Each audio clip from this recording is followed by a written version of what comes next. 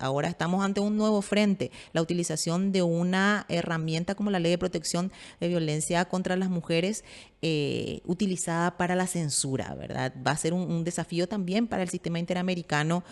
Tal vez sea el primer caso, Paraguay de vuelta, el que esté exponiendo públicamente esto, por la mala utilización de esta ley que fue creada para otra cosa.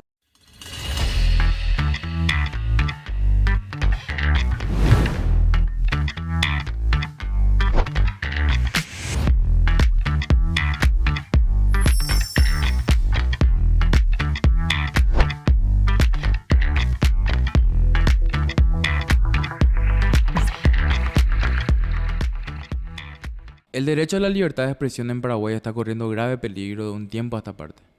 A veces no le damos la verdadera importancia a los procesos penales que están siendo utilizados para callar voces disidentes o voces de personas que han hecho denuncias en su momento. El caso más reciente es el caso de Cristian Chena, empresario, en su momento dueño de medios de comunicación, de hecho hasta hoy sigue teniendo algunos medios bajo su propiedad. Pero Cristian fue condenado hace un par de años, durante el gobierno de Horacio Cartes, a pagar una millonaria indemnización a Giselle Musquez. ¿Quién es esta persona? Esta persona fue una conocida presentadora mediática, en particular era parte de del entonces Canal 13, mientras el medio pertenecía a la familia López Moreira.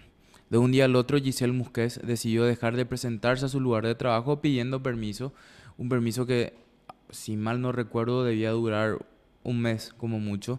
El permiso terminó durando 8 años.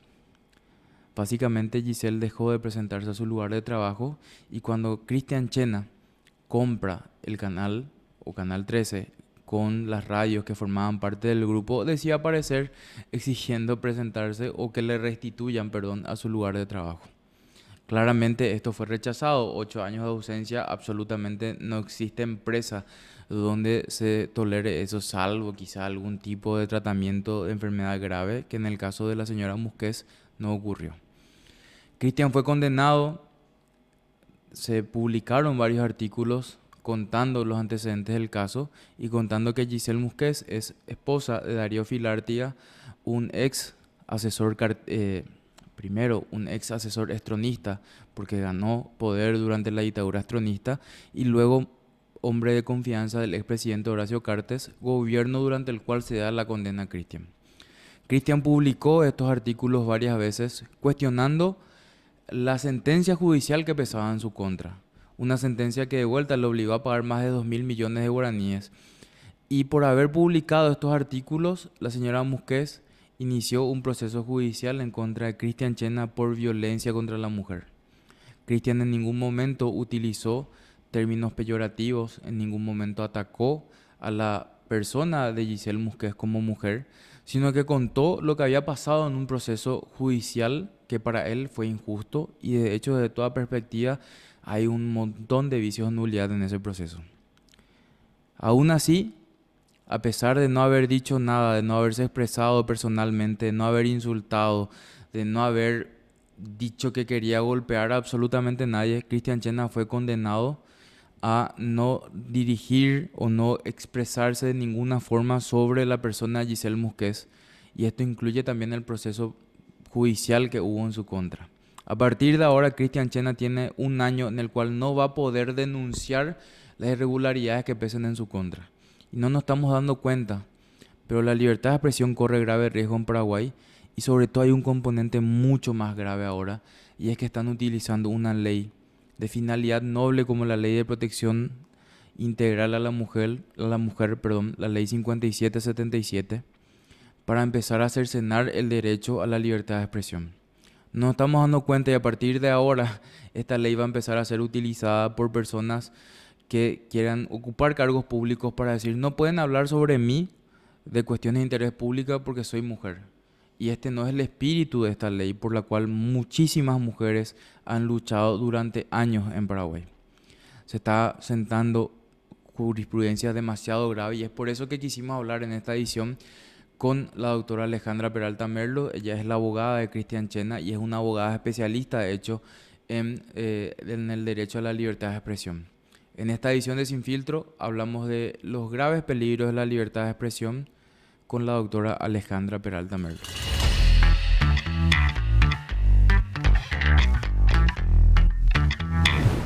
Doctora Alejandra Peralta, ¿cómo estás? ¿Qué tal? Un gusto compartir siempre contigo aquí para hablar acerca de este derecho tan importante y de la vulneración a la cual se ve sometido por el fallo reciente del Poder Judicial. Vos sabés que, Ale, estábamos hablando ya, ¿verdad? Vos estabas defendiendo hoy a Cristian Chena.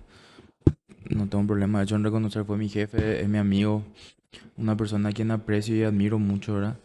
Pero le estás defendiendo en un caso en el que es muy loco lo que se está haciendo porque están usando una ley de una finalidad muy noble como es la ley de protección integral a la mujer para cercenar el derecho de, básicamente, de libre opinión, de libre expresarse, de libre expresión, perdón, contra un fallo sobre una persona que en su momento realmente el fallo fue una aberración, ¿verdad? Estoy hablando del fallo, no de la persona, ¿verdad? Pero es muy loco a los niveles a los que estamos llegando en Paraguay últimamente, Ale.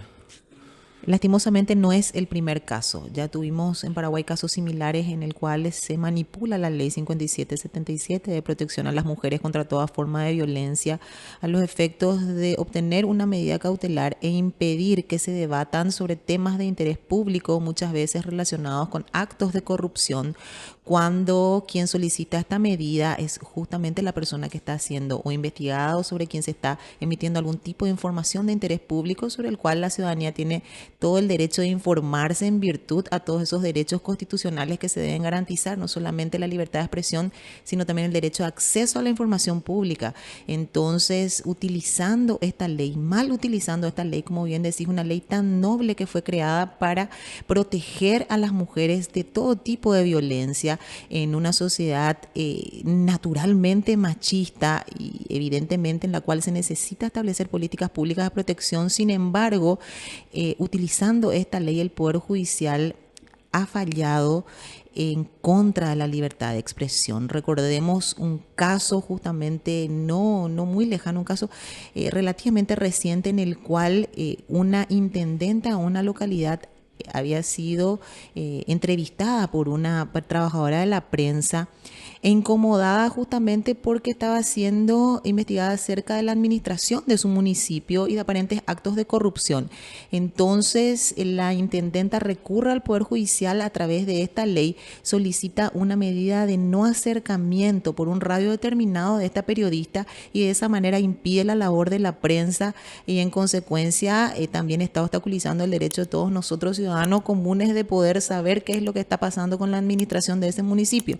Entonces, en un caso similar, en el caso Chena, se recurrió a esta ley, la 5777, para solicitar una medida cautelar e impedir que el señor Cristian Chena pueda referirse a cuestiones que tienen que ver con información de interés público, porque lo que estaba haciendo el señor Chena justamente era evidenciar o compartir más bien publicaciones que tenían que ver con aparente injerencia del poder político sobre el poder judicial en su momento para fallar en un caso judicial en el cual a él se le condenó a pagar una exorbitante suma de 2.000 millones de guaraníes por una cuestión laboral, cuando en ese entonces quien hoy le reclama, ¿verdad?, esta medida cautelar no se había presentado a su lugar de trabajo por más de 8 años. Entonces el Poder Judicial falló a favor de esta persona. Evidentemente puede interpretarse que pudo haber existido una injerencia del poder político por la coyuntura en ese momento, y esto justamente es lo que hace el señor Chena, compartir esa información que finalmente fue publicada por un medio.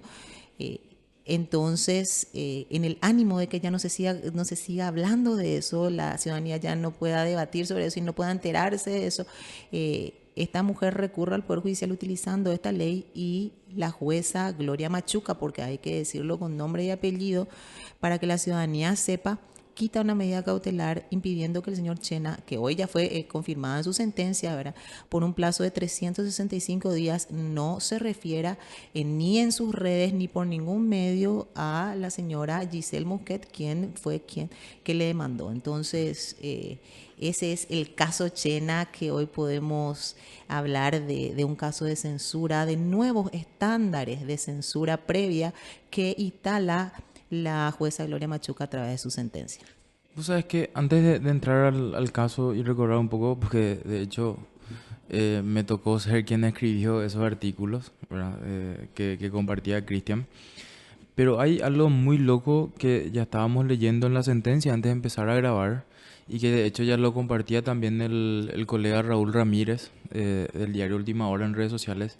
Y es que la jueza, en una cuestión para mí sui generis, Ale, corregime si estoy equivocado, ella dice que los periodistas o los medios de comunicación o quien haga algún tipo de publicación son responsables de los comentarios de terceros que se generen en las publicaciones. O sea, por dar un ejemplo, en las investigaciones que a mí me ha tocado hacer en el diario de ese color, si entraba Juancito Pérez a decir son todos unos ladrones, o sea, yo tenía que ser responsable de eso. O sea, realmente una locura a la que estamos llegando. Es asimismo, ¿verdad? La jueza toca tres puntos fundamentales que podemos calificarlos de censura previa completamente, que no tienen nada que ver con los elementos que tienen que ser tomados en cuenta para limitar o para establecer responsabilidades ulteriores. También sabemos que la libertad de expresión no es un derecho absoluto, pueden establecerse responsabilidades ulteriores, pero dice el sistema interamericano bajo un estricto test tripartito, es decir, la restricción tiene que ser legal, tiene que ser legítima, tiene que obedecer a un fin consagrado en la Convención Americana, tiene que ser absolutamente proporcional y tiene que ser sumamente necesario.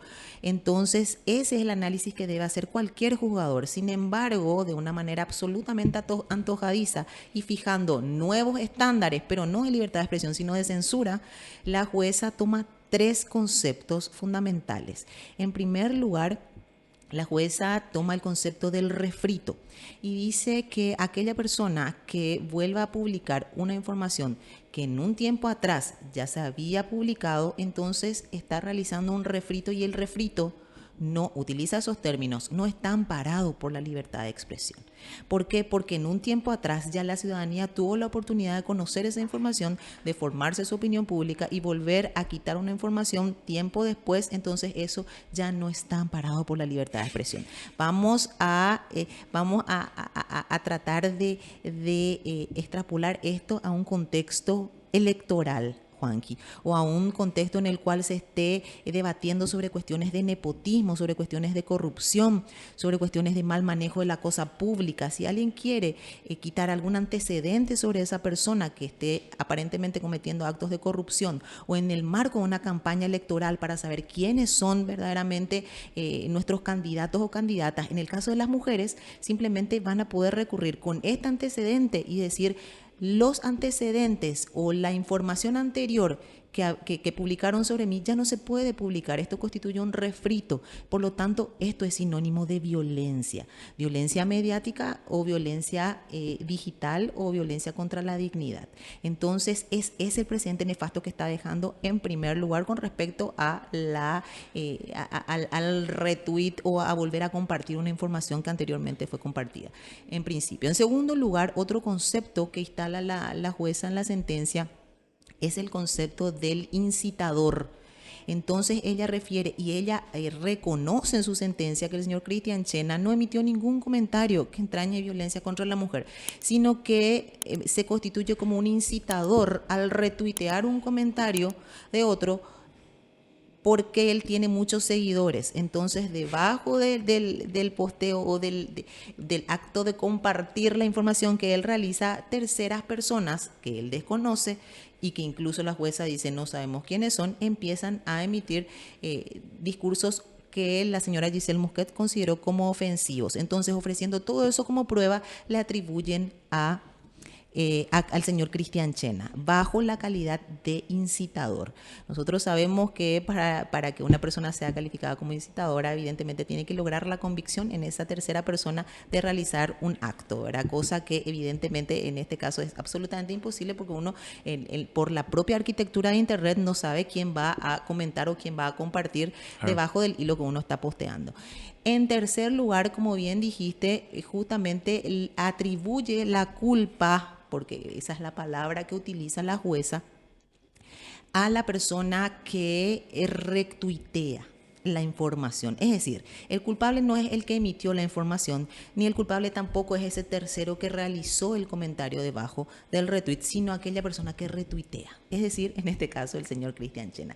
Es como darle la vuelta a todos los principios habidos y por haber de un debido proceso y de los estándares en materia de libertad de expresión para buscarle la culpabilidad al señor Cristian Chena y endilgarle dichos de terceros o endilgarle la culpa que evidentemente no puede ser atribuida, por lo menos bajo la ley 5777, ¿verdad? Porque evidentemente el derecho a la libertad de expresión no es un derecho exclusivamente reservado para las mujeres. Otra cosa que estuvimos viendo en esta sentencia y que atacamos también es que no se realizó un análisis de subsunción. La jueza, de acuerdo a la defensa que nosotros ejercimos en su momento, hablando justamente de la censura, dedicó el 99% de su sentencia a tratar de justificar de que las expresiones o el hecho de compartir esa información no está protegida o amparada por la libertad de expresión. Y se olvidó de lo más importante, se olvidó de fundamentar si existió o no violencia, de acuerdo a lo que en la parte resolutiva ella señala que existió, ¿verdad? En la parte resolutiva dice se cometieron actos de violencia telemática, mediática y contra la dignidad, que están establecidas en el artículo 6 de la ley 5777 en los literales K, L y Ñ. Pero sin embargo no realizó el análisis de subsunción de la conducta, es decir, tomando los elementos que describe la violencia en ese artículo, tuvo que haber realizado un mínimo de análisis en virtud del principio de legalidad y decir, esta información o este acto en específico o este comentario en específico se subsume dentro de esta conducta descrita por la norma. Sin embargo, esa fundamentación no la realizó, por lo tanto, esa sentencia carece de fundamentación y evidentemente es nula porque ese es un principio insoslayable de cualquier juzgador fundar o fundamentar sus sentencias y sus resoluciones. ¿Vos crees que hay algún tipo de... Antes de hacer la pregunta, ¿verdad? Ale, quiero hacer el contexto de que Giselle Musquez es esposa de Darío Filártiga, hombre de confianza del expresidente Horacio Cartes. De hecho, fue su asesor nombrado durante la presidencia del señor Horacio Cartes. Gobierno durante el cual se da esta sentencia de que una persona que falta 8 años, más de 8 años a su lugar de trabajo, gana un caso laboral. ¿Vos crees que esto, además de llevar a nuevos estándares de censura previa, tiene algún tipo de componente político detrás de todo esto, ¿vale? De hecho, podría ser por que una sentencia irrisoria como la que recayó en su oportunidad, justamente mencionando esa coyuntura política que se dio en su momento, no puede pasar ningún filtro de legalidad y ningún análisis mínimo ante un juzgado competente, independiente e imparcial por sobre todas las cosas. Sin embargo, ocurrió.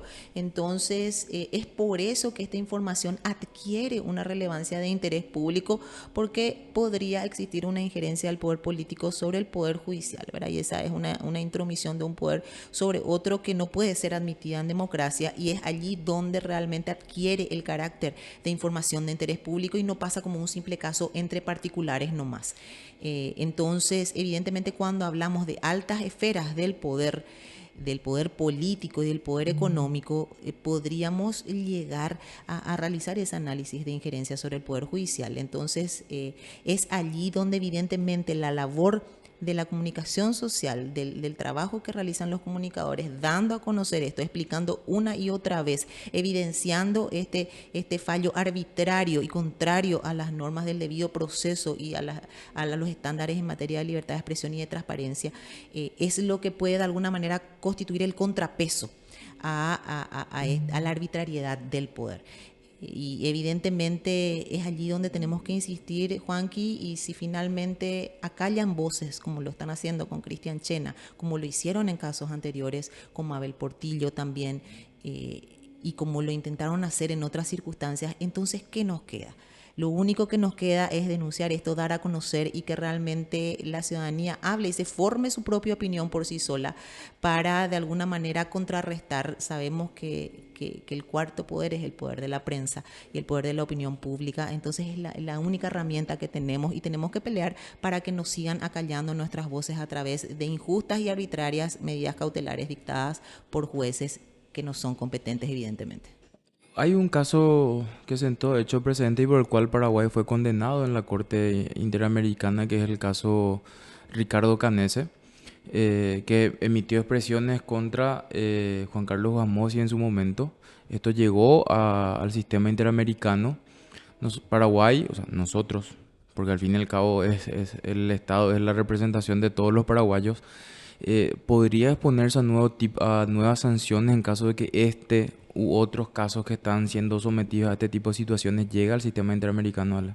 Totalmente, totalmente. Este es un caso cantado para el sistema interamericano por ya la vasta jurisprudencia que está tejiendo en materia de libertad de expresión y de acceso a la información pública. Tenemos que recordar que el caso de Ricardo Canese fue la primera sentencia que recayó sobre el Estado paraguayo en el 2004. En ese momento, la primera sentencia justamente atacando el derecho o garantizando el derecho que fue atacado, el derecho a la libertad de expresión, cuando se utilizó el derecho penal.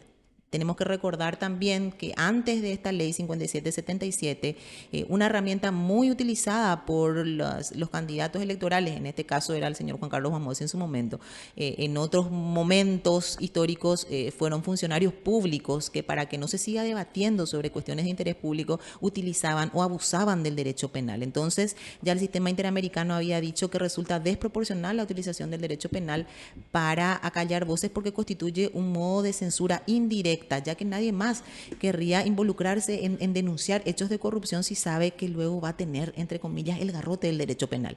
Entonces, esa es una construcción muy interesante que va haciendo la Corte Interamericana con respecto a el abuso del derecho penal para acallar voces. Ahora estamos ante un nuevo frente, la utilización de una herramienta como la Ley de Protección de Violencia contra las Mujeres, utilizada para la censura, ¿verdad? Va a ser un desafío también para el sistema interamericano.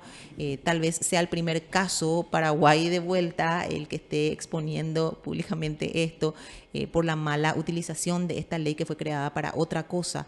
Entonces, evidentemente existen estándares de protección. También Argentina con el caso Kimmel, una sentencia bastante importante también que sentó un precedente muy importante cuando se debaten cuestiones de interés público. Entonces aquí el factor común y determinante es pasar por el filtro del interés público, ¿verdad? Y por supuesto realizar ese análisis de ese test tripartito tan importante que uno tiene que hacer un jugador para limitar de alguna manera el derecho a la libertad de expresión, que tenemos que entender de una vez por todas que es la piedra angular de la democracia. Sin libertad de expresión no hay democracia. Atacando la libertad de expresión se expone gravemente a nuestra ya débil democracia y a nuestras instituciones democráticas, y se está comprometiendo también esta lucha que estamos haciendo como ciudadanos en favor de la transparencia y en contra de la corrupción. Hay que poner también el contexto, Ale, de que Cristian Chena es el dueño, de hecho, hasta ahora de la marca Algo Anda Mal, AM, un programa de denuncia e investigación periodística que generó muchas molestias en el poder político en su momento, ¿verdad? En medio de eso es que se da, de hecho, esa primera sentencia en lo laboral que le hace pagar 2.000 millones de guaraníes. Pero yo me quedo nomás con la duda de si gente como Cristian, que es un empresario, un emprendedor, digamos, Natalia Zucolillo, la dueña, la directora del diario de ese color, son sometidos a este tipo de procesos penales y son condenados, de hecho. O sea, yo no sé si es que estamos dando o estamos valorando realmente que si a ellos, que con cierto poder económico o digamos hasta contacto político, pues tienen medios propios, son sometidos a este tipo de situaciones, ¿qué nos queda a los ciudadanos comunes, verdad? O sea, realmente podemos hablar de que el derecho a la libertad de expresión está corriendo grave peligro en el país, Ale. Justamente uno de los puntos, me viene a la cabeza, uno de los puntos que menciona la jueza en su sentencia cuando habla de incitador y lo califica de esa manera al señor Chena, menciona que es porque él tiene muchos seguidores. Entonces, evidentemente, eso es lo que asusta al poder político y a la manipulación que hace sobre el poder judicial.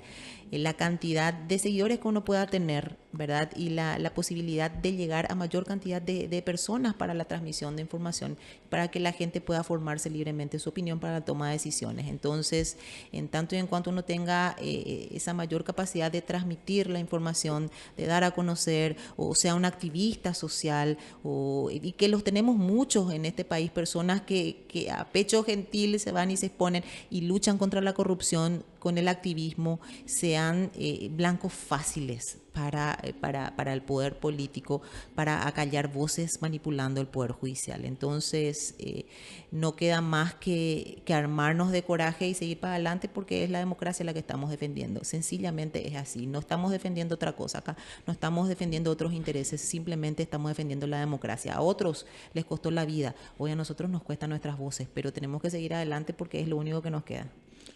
¿Qué viene a partir de acá? Hoy que estamos grabando, que es martes 16, presentaron ustedes la apelación. Quiero también me estoy olvidando de eso. A ustedes ni siquiera les notificaron de la sentencia, ¿verdad? O sea, medio jugando también con las cuestiones formales para que no puedan presentar. Además de ese hecho irregular, ¿qué viene en este proceso? ¿Hasta dónde piensan llegar ustedes en la defensa de Cristian? Sí, así como decís, nos notificaron el viernes pasado, la sentencia salió a las 13 horas, salió la sentencia y se cerró la oficina de la jueza, ¿verdad? Pues nosotros estuvimos ahí al mediodía y no había salido todavía. Bueno, salió a última hora, nos notifican a la tarde de los puntos resolutivos, pero no acompañan la sentencia, y a partir de allí empieza a correr un plazo brevísimo que dispone la ley 1600 para este tipo de procedimientos, que es de 2 días para apelar, dentro de los 2 días, dice, y eso venció hoy. Entonces, la jueza se tomó aproximadamente 20 días para dictar su resolución. Nosotros tuvimos un día para poder hacer la apelación. La apelación ya fue presentada el día de hoy. A partir de allí se le tiene que enviar esto al juez de primera instancia, porque la apelación se presenta fundada, es decir, ya los fundamentos se expresaron ante el juez de paz, la jueza de paz en este caso se presenta, luego esto se eleva al juez de primera instancia en lo civil y comercial, y el juez de primera instancia tiene que correr traslado a la otra parte por 2 días para que conteste también, y luego dice la ley que tiene un plazo de 3 días para dictar sentencia. Vamos a ver en qué sentido y si verdaderamente deseamos, por el bien de la República y de la democracia, que tenga el coraje y la valentía para poder obrar conforme a derecho. Los fundamentos están sumamente bien expuestos, cada punto fue rebatido, y los puntos que la evidentemente tuvo que fundamentar en su sentencia, que no lo hizo, también fueron expuestos a los efectos de la nulidad. Y en caso positivo, bueno, estaremos ante un nuevo escenario, ¿verdad? Y si no, iríamos hasta la Corte Suprema de Justicia. Sería la Sala Constitucional la que tendría que determinar acerca del derecho. Tenemos también, digamos, mucha fe, ¿verdad? Que utilizar esa palabra, en que nuestros máximos jueces puedan realizar un análisis y sentar un precedente importante para que ya no se utilice esta ley a los efectos de la manipulación como se viene utilizando hasta hoy en día. Sería también muy útil eso para dar un camino de luz a los jueces de paz, que son los que aplican. Y evidentemente, si esto no tiene un resultado positivo, el señor Cristian Chena está dispuesto a llegar al sistema interamericano, recurrir a la Comisión Interamericana de Derechos Humanos y llegar finalmente a la Corte Interamericana de Derechos Humanos. En algún momento, tarde que temprano, se va a hacer justicia. Esperemos que sea más temprano que tarde, por el bien del país y de la democracia, pero vamos a llegar hasta las últimas consecuencias. ¿Cómo vi que estaban saliendo también los antecedentes de la jueza en cuestión? ¿Cómo te sentís vos como abogada y representando este caso cuando ves también que es de hecho una persona con bastantes cuestionamientos sobre el nivel del sistema de justicia, al menos, Ale, cuando ves este tipo de cosas? Bueno, realmente fue bastante difícil, de hecho eso se menciona en el escrito, fue bastante difícil realizar esta apelación porque los fundamentos que expresó la jueza no eran fundamentos jurídicos. Es decir, es mucho más fácil para nosotros los abogados rebatir argumentos jurídicos con otras cuestiones jurídicas, ¿verdad? Entonces es el derecho versus el derecho.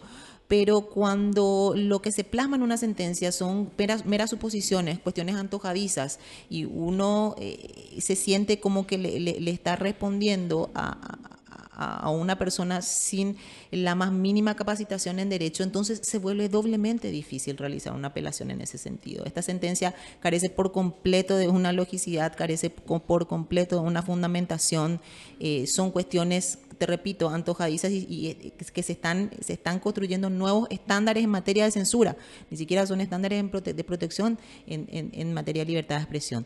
No se menciona absolutamente nada con respecto a la violencia, no se realiza un análisis de subsunción, entonces se vuelve verdaderamente difícil contestar o apelar una sentencia de esa naturaleza. Y bueno, lastimosamente nos enfrentamos ante juzgadores que por lo menos no recibieron la capacitación necesaria. Eso quedó en evidencia, ¿verdad? No sabemos, no puedo decir que existió una injerencia política o de otra índole, sería muy irresponsable para mí decir eso, pero cuanto menos puedo decir que evidentemente no se plasma un conocimiento absoluto sobre lo que es el derecho en esa sentencia, y nos sentimos realmente desmotivados de tener jueces de esa envergadura. Sin embargo, también tenemos que resaltar que tenemos jueces valientes, que ya nos tocó recientemente en casos también en los cuales se tocó debatir acerca de la libertad de expresión, y que finalmente tuvieron la valentía de hacerlo, enfrentándose a una coyuntura bastante fuerte, política bastante fuerte. Entonces, hace como un contrapeso, ¿verdad? No podemos perder las esperanzas. Yo soy docente de profesión, capacito jueces, fiscales, entonces la esperanza siempre la voy a tener, poniendo un grano de arena por lo menos desde la docencia, y haciendo esto justamente a través de ustedes, que nos dan el espacio, poder explicar, poder hablar, y que la ciudadanía vaya entendiendo y vaya dimensionando los derechos que están en juego y que se deben proteger. O sea, que me fijaba en los documentos, y de hecho lo estuvimos hablando tan fuera de micrófono, ¿vale? Que este caso es tan raro porque la denunciante, la señora Musquez, adjuntó su test psicológico, y la jueza dice, no hace falta, ¿verdad? En todo caso, que se vaya esto a otro proceso judicial. ¿Vos crees que están sentando también las bases para un nuevo proceso judicial en contra de Cristian? Puede ser que esa sea la finalidad. De hecho, en algún momento, cuando se hizo el ofrecimiento de pruebas, la contraparte presentó, ¿verdad? Y solicitó el examen psicológico de la señora Musquet, y la jueza resolvió no hacer lugar a eso, ¿verdad? Sin embargo, después ese estudio fue adjuntado al expediente. No corrió traslado. Nosotros no tuvimos la posibilidad de cuestionar ese estudio, porque también, entre paréntesis, existieron graves falencias y violaciones al debido proceso, por lo cual también pedimos la nulidad. Pero se llegó a adjuntar eso al expediente, pese a que la jueza dijo que no hacía lugar a esa prueba. Y eso no es nada, Juanqui. Esa prueba se utilizó para fundamentar su sentencia. En la parte de la fundamentación de la sentencia, la jueza justamente expresa que se generaron daños psicológicos a la señora Giselle Musquet. Es decir, utilizó ese certificado que por providencia rechazó, sin embargo, utilizó para fundamentar su sentencia. Ahí claramente nos encontramos ante una nulidad, ¿verdad? Porque no tuvimos acceso a esa prueba. Pero agrega además que esto va a ser utilizado posteriormente para un juicio de indemnización por daños y perjuicios. Entonces, puede que ese sea la intención, ¿verdad?, hablando mal y pronto, de seguir sacando dinero al señor Cristian Chena, ¿verdad?, de esta manera, pero vamos a tratar de impedirlo. Para eso vamos a activar todos los canales necesarios correspondientes para que se haga justicia, llegando hasta las últimas consecuencias. También quiero, ya como para ir cerrando, Ale, a mí hay algo que me preocupa mucho, y es cierto, están metiendo un nuevo balazo al corazón de la democracia, como bien vos dijiste, a la base de toda democracia, que es la libertad de expresión. Pero también en tiempos actuales, donde es cierto, hay mucha corrección política, pero también hay una tendencia, hay como fuertes olas básicamente de grupos antiderechos también, que han tratado de todas las formas de menospreciar una ley tan importante como la 5777, Y la realidad es que este tipo de acciones, además de meter un balazo al corazón de la democracia, es como que está ayudando también a generar incluso más antipatía o encontrar más fundamentos para decir, viste, para eso luego tienen una ley de protección a la mujer, viste, para eso usan para perseguir, ¿verdad? Entonces es como que es una herramienta de múltiples filos lo que está pasando, ¿verdad? O sea, Totalmente. Por un lado divide aguas, como bien decís, pero por otro lado, sea cual haya sido el espíritu de este artilugio legal, en ambos casos sigue una misma agenda, Juanqui. ¿Por qué? Porque en el caso de que se pretenda dejar precedentes judiciales para, invocando esta ley, impedir que se hable de cuestiones como nepotismo, corrupción, mal manejo de la cosa pública, mala administración en la administración pública, ¿verdad? Entonces, utilizando esta ley a callar voces y que no se pueda hablar de estas cuestiones que guardan relación con la corrupción. Por un lado, resulta beneficioso para un sector. Pero además, si esto genera este rechazo y finalmente se decide derogar esta ley tan importante para la protección de las mujeres, también forma parte de una misma agenda. Entonces, sea cual fuera digamos, por donde se incline la balanza, esto es ganar, ganar para un sector determinado. Y eso es muy peligroso. Por eso es que tenemos que abrir los ojos, entender que este no es solamente el caso de Cristian Chena. Cristian Chena, en este caso, digamos, es solamente una persona que hoy fue denunciada, ¿verdad? Este caso va mucho más allá. No tenemos que perdernos solamente en el árbol y ver el bosque, qué es lo que se está tejiendo por detrás. Entonces, y hacia ahí apuntar para poder prepararnos para lo que se viene. Entonces, es muy importante que la ciudadanía entienda y por eso el hashtag Todos somos Cristian Chena, porque evidentemente podemos ser cualquiera de nosotros en cualquier momento, cuando incluso la prensa, que es la que más expuesta está, para que y el periodismo de investigación, cuando realice investigaciones respecto de actos de corrupción o de nepotismo, de a través de esta ley ser cercenados en su posibilidad de divulgar información. o sea, que quiero insistir en esa parte final de lo que decías, no es un caso de Cristian Chena nomás. En su momento no fue un caso de ABC nomás. Es más, en su momento no fue solamente una amenaza solo al Grupo Nación, porque también ellos soportaron amenazas de procesos judiciales por publicaciones, por más que uno pueda no simpatizar con ellos, ¿verdad? O sea, esta es una cuestión que realmente puede afectar a toda la ciudadanía en algún momento. O sea, de hecho, le afecta a toda la ciudadanía porque cuando los periodistas dicen no, no voy a publicar, no, pues me evito un problema, la gente deja de acceder a Así información mismo. importante. ¿Vale? Así mismo, y esa justamente es la naturaleza del derecho a la libertad de expresión, de ese doble carácter, por un lado el de difundir la información y por otro lado ese derecho colectivo de recibir la información.